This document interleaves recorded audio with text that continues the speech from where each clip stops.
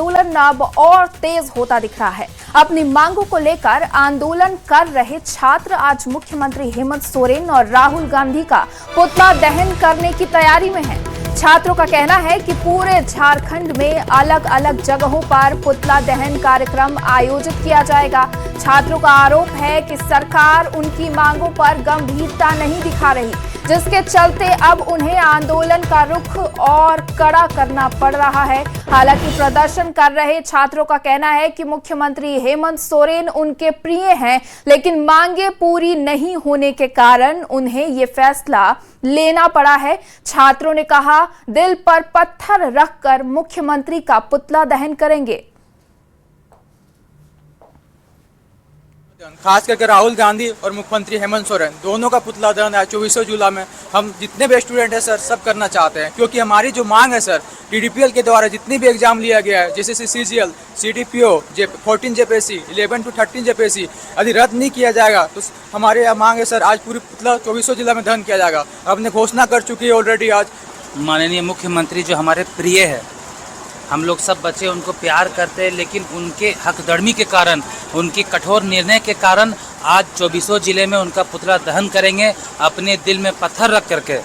और माननीय मुख्यमंत्री जी को 18 तारीख का अल्टीमेटम दिए है, अगर वो हमारी मांगों को पूरा नहीं करेंगे तो 20 तारीख को हम लोग माननीय मुख्यमंत्री के आवास का घेराव करेंगे। क्या नाम है? और देखिए, रांची में प्रतियोगी परीक्षाओं में कथित गड़बड़ी को लेकर छात्रों का आंदोलन अब आर पार के मूड में पहुंचता दिख रहा है। छात्रों का आरोप है कि पहले भी परीक्षाओं में धांधली होती थी, लेकिन 2019 के बाद ऐसे मामलों में तेजी आई है। छात्रों का कहना है कि सरकार मामले को कोर्ट में भेजने और रिपोर्ट में बदलाव के जरिए उनकी परेशानी और बढ़ा रही है। आंदोलनकारी जेएसएससी, सीजीएल समेत टीडीपीएल और अभय कुमार तिवारी से जुड़ी परीक्षाओं को रद्द करने की मांग कर रहे हैं। छात्रों का कहना है कि उनकी मांगे जायज हैं और अगर सरकार समय रहते मांगे मान लेती तो उन्हें सड़कों पर उतरने की जरूरत नहीं पड़ती। अब छात्र साफ कह रहे हैं, मांगे पूरी होने तक आंदोलन जारी रहेगा। 19 के बाद हम लोग तरस हो गए हैं और आप देख रहे होंगे कि दिन प्रतिदिन जो सीआईडी जांच कर रही है उसमें लगातार खुलासा हो रहा है। इस आधार पे हम कह सकते हैं कि हम लोग स्वतंत्र तो हो गए अंग्रेजों से, लेकिन अपनी सत्ता से, अपने मतलब जो मुख्यमंत्री हैं उससे हम लोग स्वतंत्र हो नहीं पा रहे हैं और वो हम लोग को जानबूझ के मतलब परेशान कर रहे हैं। टीडीपीएल लिया है, जहाँ पे अभय कुमार तिवारी का एग्ज़ाम लिया है, जैसे सीजीएल हो गया, पीजीटी हो गया, जेपीएससी 14 हो गया, 11 to 13 वाला, ये सारा एग्ज़ाम जिसमें अभय कुमार तिवारी बैठा था और टीडीपीएल एग्ज़ाम जितना भी लिया वो सारा एग्ज़ाम रद्द होना चाहिए। अगर मांगे पूरी कर दी गई हैं तो फिर ये प्रोटेस्ट क्यों है? लोग यहाँ पे क्यों बैठे हुए हैं? इसको शौक है कि वो यहाँ पे बैठे, बारिश में, धूप में बैठे, भूख में बैठे। किसको शौक है कि वो जाके सेलिब्रेट ना करे, कहीं बाहर ना जाए, सेलिब्रेट ना करे, कुछ ना करे? किसको शौक है कि जांच हुई है? कुछ लोग कह रहे नहीं सीबीआई जांच होनी चाहिए, कुछ बच्चे कह रहे कि नहीं अपना एक इंडिविजुअल टीम बनना चाहिए और उसमें जांच होना चाहिए। सिंपल सा मांग है, उसको पूरा कर दीजिए। मतलब मामला और ज्यादा खराब हो जाए उसके पहले। और देखिए, रांची में छात्रों का आंदोलन जारी है तो वहीं 2 छात्र अब भी भूख हड़ताल पर हैं, जिसे लेकर उनका मेडिकल चेकअप किया जा रहा है। भूख हड़ताल पर बैठी छात्रा सविता कुमारी की तबीयत नासाज बताई जा रही है। बीपी काफी लो है, जबकि दूसरे छात्र रुपेश की स्थिति फिलहाल सामान्य है। मामले को लेकर डॉक्टर ने बताया कि आज शाम में भी फिर एक बार चेकअप किया जाएगा। अगर उसमें भी स्थिति सामान्य नजर नहीं आई तो सविता को हॉस्पिटल में एडमिट किया जाएगा। कैंडिडेट है, एक रुपेश कुमार है, एक सविता कुमारी है। तो रुपेश कुमार तो ठीक है, उनका पैरामीटर सब अभी विद इन नॉर्मल लिमिट्स है। सविता कुमारी का सब चीज ठीक है, लेकिन बीपी थोड़ा अभी कम है उनका, ठीक है। तो अभी हम लोग उनसे रिक्वेस्ट किए हैं कि अगर यही बीपी रहा, हम शाम में फिर एक बार चेक करेंगे, अगर यही बीपी रहा तो आपको शिफ्ट करना होगा, क्योंकि ज़्यादा बीपी डाउन होने से फिर अदर समस्या खड़ी हो जाएगी। यही बाकी यही दोनों का चेकअप, अभी यही दोनों का चेकअप हुआ है। तो बाकी में रुपेश तो बिल्कुल ठीक है, उनका पैरामीटर्स ठीक है, सविता का सब चीज़ ठीक है, लेकिन वही बीपी डाउन हो रहा है उसका। हाँ, तो बीपी अभी इतना बीपी में उनको शिफ्ट करना है। अगर शाम में देख लेते हैं यही रहा तो फिर शिफ्ट करने का प्रोसेस करेंगे। छात्रों के सीएम आवास घेराव को लेकर नेता प्रतिपक्ष बाबूलाल मरांडी ने कहा, छात्रों के आंदोलन को बीजेपी का नैतिक समर्थन है। साथ ही उन्होंने सीएम को अपनी जिद छोड़ने और बच्चों की मांग पूरी करने की नसीहत दी और कहा, अगर सरकार ऐसे जिद करेगी तो राज्य और देश के नौजवानों को हम आंदोलन करने को मजबूर कर रहे हैं। कहूंगा कि मुख्यमंत्री को जिद पर नहीं अड़ना चाहिए, क्योंकि जेसीसी और जेपीएससी ने जिस प्रकार से जॉब को बेचा है, ये आजकल सब ओपन आ रहा है अखबारों में, ओपन सोशल मीडिया में, किसी ने पैसे दे करके जॉब को खरीदा है। तो ये झारखंड के होनहार बच्चों के साथ ये अन्याय हुआ है और इसलिए तो बच्चे मांग कर रहे हैं कि भाई सीबीआई से जांच कराओ, और तो कुछ मांग नहीं कर रहे, छोटी सी बात कर रहे हैं। जिन लोगों ने दलाली किया वो बता रहे हैं जो अखबारों में आ रहा है। तो मुझे लगता है कि मुख्यमंत्री को अपनी हट ये बिल्कुल छोड़ देनी चाहिए और बच्चों की उन मांगों को मान लेनी चाहिए। छात्रों के मुख्यमंत्री आवास के घेराव और पुतला दहन के कार्यक्रम पर जेएमएम ने कहा, लोकतंत्र में सभी को अपनी बातें रखने का अधिकार है। सरकार लगातार सकारात्मक प्रयास कर रही है। सरकार हमेशा बातचीत के लिए तैयार है। सरकार किसी तरह की संवेदनहीनता नहीं चाहती। लोकतंत्र में अधिकार है सभी को अपनी बातों को लोकतांत्रिक तरीके से रखने का। सरकार द्वारा लगातार प्रयास सकारात्मक दिशा में सोच का परिणाम। हम संवाद की बात करते हैं, संवादहीनता हम नहीं चाहते। संवाद होगा तभी समस्याओं का अंत होगा। और हम न पिलेट गन लेकर खड़े हैं, न कील लगी हुई लाठियां लेकर खड़े हैं। सिर्फ गतिरोध एक दो बिंदुओं पर अगर है तो थोड़ी हठधर्मिता छोड़ते हुए और उन्हें वार्ता के टेबल पर आना चाहिए, बात करनी चाहिए और इस समस्या का हल निकालना चाहिए। झारखंड में जेपीएससी और जेएसएससी परीक्षा में कथित धांधली को लेकर छात्रों का आंदोलन लगातार जारी है। छात्रों ने सरकार को 20 अगस्त तक का अल्टीमेटम दिया है और मांगे पूरी नहीं होने पर सीएम आवास के घेराव की चेतावनी दी है। इस बीच कृषि मंत्री शिल्पी नेहा तिर्की ने कहा है कि सरकार छात्रों से लगातार बातचीत कर रही है और आधी से ज्यादा मांगों पर सहमति बन चुकी है। मंत्री ने जल्द समाधान निकालने की उम्मीद जताते हुए बीजेपी पर छात्र आंदोलन के जरिए राजनीति करने का आरोप भी लगाया है। हमें लगता है कुछ समय के बाद निश्चित रूप से छात्र छात्राएं भी ये समझेंगे कि जिन चीज़ों में सहमति बनी है उसमें हम लोग आगे बढ़े और सीजीएल जेसीसी सीजीएल में जो एक रोड़ा अभी भी बना हुआ है उसमें हमें कानूनी दृष्टिकोण से काम करने की आवश्यकता है, जिसके लिए वक्त लगेगा। मुझे निश्चित विश्वास है कि हमारे छात्र छात्राएं मानेंगे, मगर जिस तरह से इस आपदा को अवसर के रूप में बीजेपी एक्सप्लॉइट करने का काम कर रही है, ये भी बहुत निंदनीय है, क्योंकि कम से कम सभी चीज़ों में ये राजनीति करते हैं। एटलीस्ट स्टूडेंट्स के मैटर में राजनीति नहीं होना चाहिए। रामगढ़ में बीजेपी के प्रदेश अध्यक्ष आदित्य साहू की अध्यक्षता में प्रदेश पदाधिकारियों और सभी मोर्चा के अध्यक्षों की मासिक बैठक हुई। बैठक में आदित्य साहू, नेता प्रतिपक्ष बाबूलाल मरांडी, संगठन महामंत्री कर्मवीर सिंह शामिल रहे। बैठक के आदित्य साहू ने कहा कि हेमंत सोरेन सरकार छात्रों युवाओं के साथ अन्याय और अत्याचार कर रही है। छात्र बीते 21 दिनों से शांतिपूर्ण और मानवीय ढंग से आंदोलन कर रहे हैं, लेकिन सरकार उनकी मांगों पर ध्यान नहीं दे रही है। उन्होंने छात्रों के आंदोलन को बीजेपी का नैतिक समर्थन दिया और सभी प्रतियोगी परीक्षा में गड़बड़ी की सीबीआई जांच कराने की अनुशंसा की अपील की। बीजेपी के प्रदेश पदाधिकारियों की अगली बैठक दुमका में आयोजित की जाएगी। वर्षों में जो परीक्षाएं हुई है झारखंड, अब बड़े पैमाने पर घोटाले किए गए हैं, नौकरियां बेची गई हैं, उसका सीबीआई से जांच कराओ। लेकिन सरकार डरी और सहमी हुई है, क्योंकि जानते हैं कि इन लोगों ने नौकरियां बेचने का काम किया है। इसलिए इतने दिनों तक हमारे बच्चे खुले आसमान में, झमाझम बारिश में, लोग भूखे पेट बैठे हुए हैं, लेकिन सरकार उनकी तरफ देखने का काम नहीं कर रही है और हम सभी लोग उन लोगों का नैतिक समर्थन देने का काम कर रहे हैं।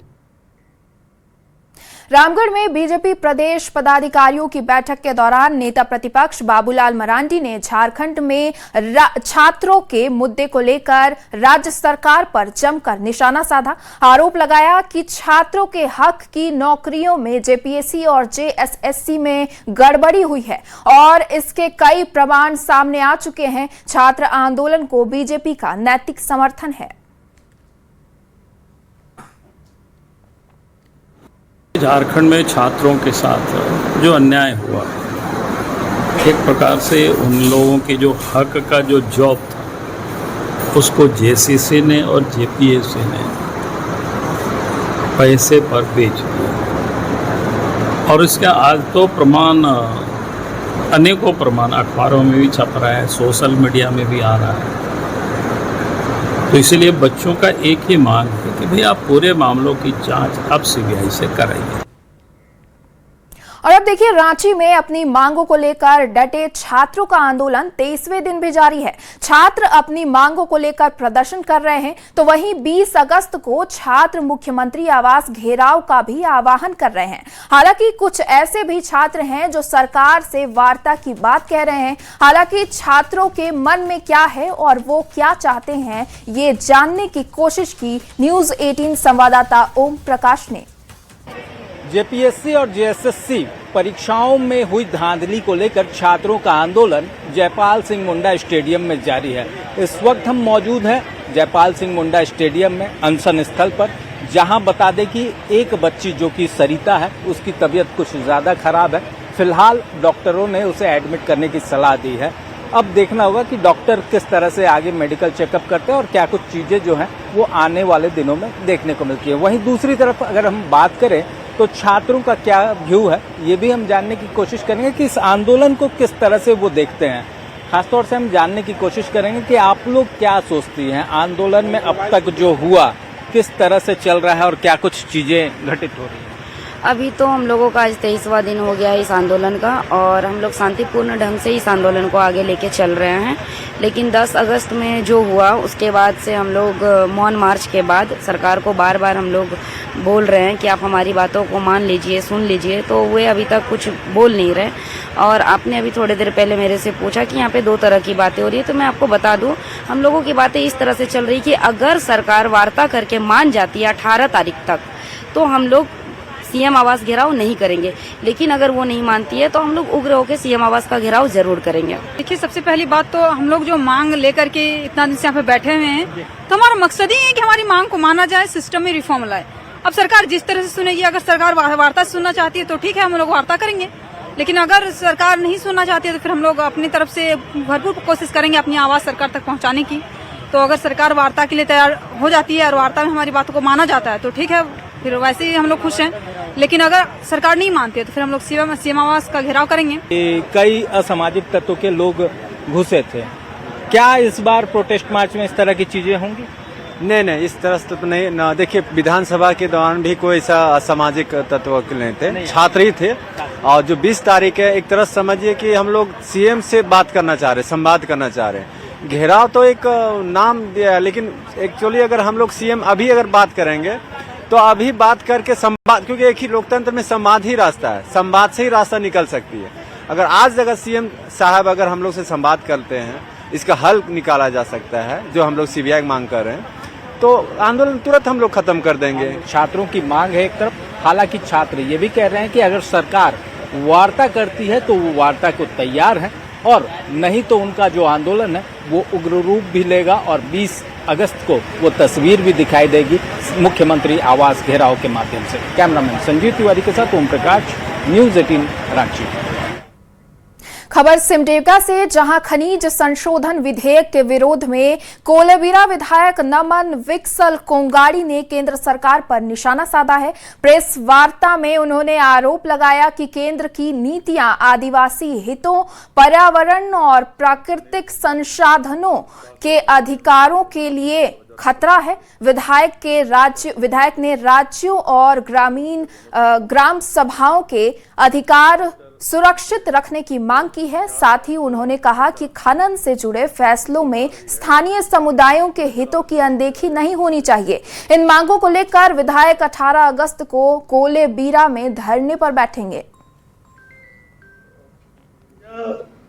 वन संरक्षण के नाम पर कानून में संशोधन लाती है और वन और पर्यावरण को भारी क्षति पहुंचाने का प्रयास रहा है। और जो हमारी सरकार ने वनाधिकार कानून 2006 लाकर वन का प्रबंधन और वन संरक्षण और पारंपरिक ऐतिहासिक अन्याय जो वनों को लेकर हुआ था उसका अधिकार हमारी सरकार ने जो दी थी उससे भी इस वन संरक्षण अधिनियम से प्रभावित हुआ। कांग्रेस कमेटी होकर हम कर रहे हैं और यह आंदोलन यहीं तक सीमित नहीं होगा। हम बहुत जल्द कोलेबिरा विधानसभा होकर कोलेबिरा प्रखंड में एक धारणा बैठेंगे और भाजपा के इस नफरती सोच, तानाशाही सोच के खिलाफ लोगों को जगाएंगे।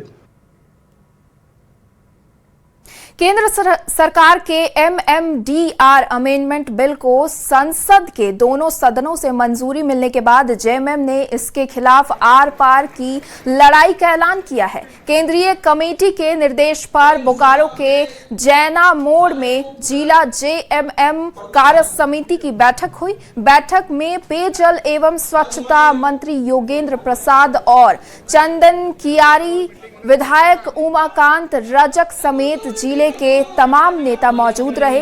बैठक में बिल के प्रावधानों और इसके संभावित असर पर चर्चा की गई। साथ ही आंदोलन की रणनीति को लेकर नेताओं से सुझाव मांगे गए। इन सुझावों को केंद्रीय कमेटी की बैठक में रखा जाएगा।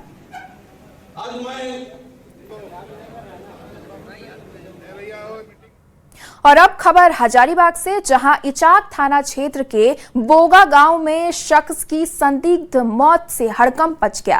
पुलिस जांच में मृतक की पत्नी पर हत्या के आरोप लगे हैं। पुलिस के मुताबिक संजू देवी का रंजन कुमार मेहता के साथ करीब 2 साल से प्रेम संबंध था और पति को रास्ते से हटाने के लिए दोनों ने मिलकर साजिश रची। 14 अगस्त की रात रंजन के घर पहुंचने के बाद वीरेंद्र कुमार की हत्या कर दी गई। पुलिस ने रंजन को गिरफ्तार कर लिया है और आरोपियों की निशानदेही पर कई सामान और 2 मोबाइल बरामद किए गए हैं। फिलहाल दोनों न्यायिक हिरासत में हैं और पुलिस पूरे मामले की जांच कर रही है।